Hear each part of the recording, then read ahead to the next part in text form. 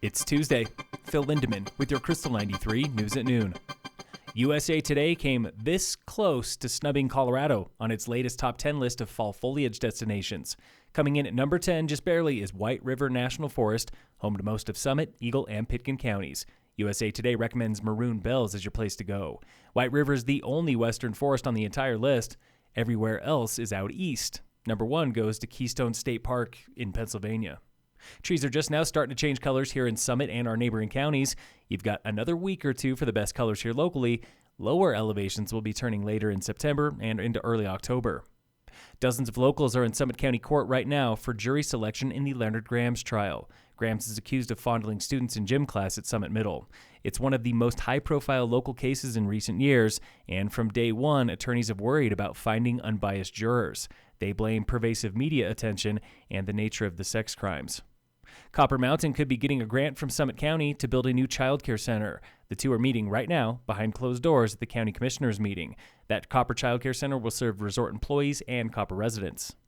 Mournful news from Lake Tahoe, where Dr. Robb Gaffney is losing a 4-year battle with cancer. His family says the author of Squallywood has just days to live. In a recent blog post, Gaffney's brother Scott writes, "We aren't ready, but we're all here in place for that final painful goodbye." Gaffney's best known as the G in the game of NAR, Gaffney's numerical assessment of radness, written with friends like Shay McConkey. Winter Park is spending $75 million on new employee housing this ski season. It opens in coming weeks with space for 330 employees. Meanwhile, the town of Vail could soon be spending $17.5 million on a piece of land it condemned to prevent workforce housing. The Vail Daily reports that's the value of the Booth Heights parcel, where Vail Resorts was going to build employee housing before the town condemned it to protect bighorn sheep. New this ski season at Purgatory Resort near Durango, $9 lift tickets. It's part of Purgatory's dynamic pricing experiment, where midwinter dates are more expensive and shoulder season dates are cheaper, like November and April.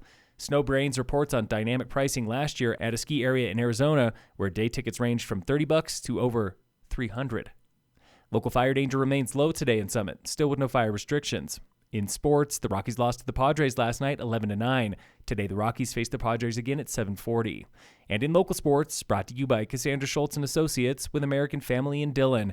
Today is the homecoming soccer game. Summit High boys playing Battle Mountain at home. Girls volleyball is playing Battle Mountain away. Phil Lindemann, Krystal 93 News.